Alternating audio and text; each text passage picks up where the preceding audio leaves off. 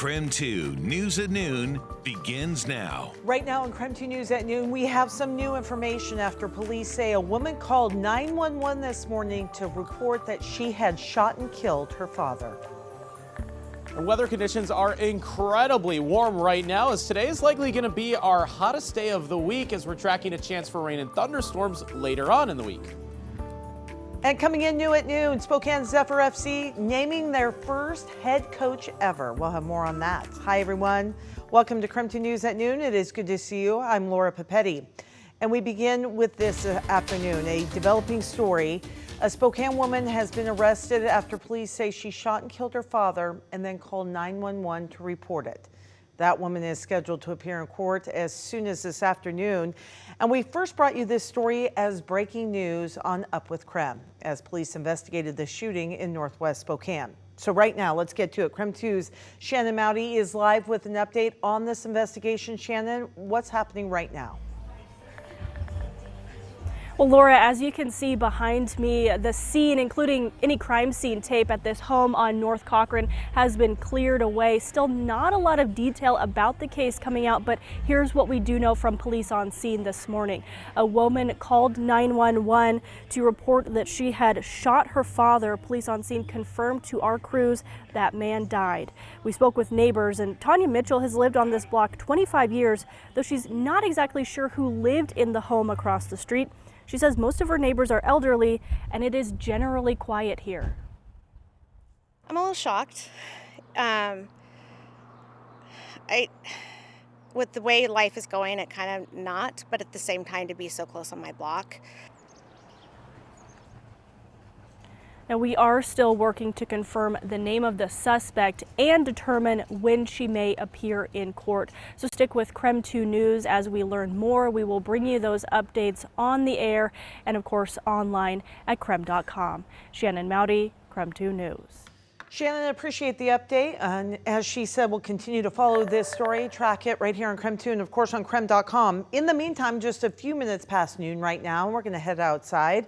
That is where we find Thomas Patrick. He's standing in the Outdoor Weather Center. Thomas, what do you know? Yeah, squinting in all the sunshine as well, Laura, because it is that bright. I don't see a single cloud in the sky, 360 degrees around me here. It's one of those kind of days.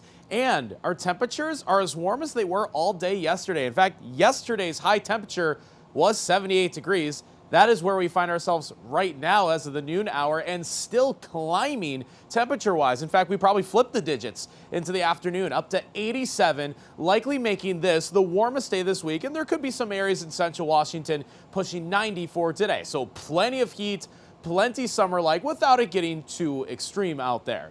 But our weather satellites are tracking our next storm system, which is just encroaching on the northwest here. Cold front hasn't even quite made it to Vancouver Isle or British Columbia. It is crawling. It's a slower moving system. So that means we'll gently get a rain and thunderstorm chance by tomorrow afternoon before the core, which you can see here with a bit of some colder and drier air starting to wrap up kind of inside that low pressure core. When that moves overhead, then we will get a much cooler day weather-wise, but it all happens pretty slowly. So coming up, we'll show you when those rain and storm chances will be most likely over the next 48 hours or so. So look for those details coming up in just a couple minutes. Thomas, thank you. Coming in new at News, Spokane Zephyr FC naming its first head coach in franchise history. Joe Johnson will lead the team when they kick off their inaugural season later this summer. She has been an assistant coach at the University of Tulsa since 2021. Zephyr FC, it is a top division women's soccer club and will play in the new USL Super League. The team begins training camp coming up in July, and you can watch their first match scheduled for August 17th.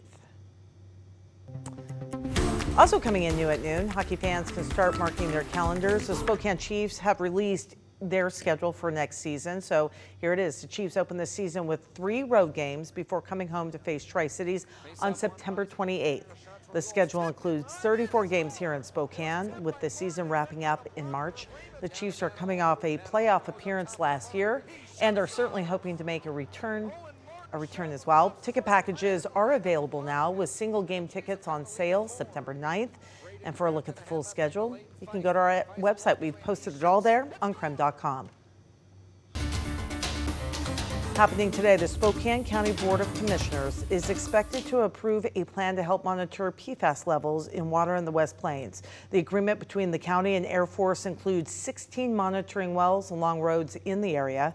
The Air Force has been monitoring those wells for PFAS, which are commonly referred to as forever chemicals because they don't break down easily. This afternoon, the county is expected to approve a plan to continue the monitoring program with the Air Force. Also, the Spokane City Council has approved an emergency ordinance that will change how the city structures its budget. Connor McAvoy explains what's different and why the council says it should help the city deal with the $50 million deficit. Starting in 2025, the City of Spokane's Finance Department will be budgeting the city for a 2-year time period instead of doing so annually. The council voted to implement the change in the budget structure and hopes to combat the city's debt of $50 million. Council voted in favor of the new structure in the city's budget 6-1, with one opposing vote from Councilman Jonathan Bingle. Mayor Lisa Brown proposed the biennial budget earlier this year, saying the financial change would help with long-term planning and improve the city financial team's resource management. Councilman Michael Cathcart explains his support for the biennial budget. We need to start thinking long-term. We have to start thinking sustainably, and we need to make sure that our program costs and departmental costs and things are sustainable over a longer horizon than just a single year. Councilman Jonathan Bingle voted against the budget structure in response to the city being in the position of having this be an emergency ordinance. That means the vote is required 6 months before the start of the new year. Had we had it in time, it could have gone through the proper channels, it could have gone through the proper process and still been passed in time. Unfortunately, we didn't have it in time, and so now we have to pass it as an emergency. Otherwise, we won't be within our deadline. The City Council vote was 6-1, and many of its supporters believe the new structure will help improve the city's deficit. In studio, Connor McAvoy, KREM 2 News. It is 12:07, still ahead right here on KREM 2 News at noon. More than 13 years after his arrest, WikiLeaks founder Julian Assange has agreed to a plea deal with the U.S. government. We'll explain what happens next.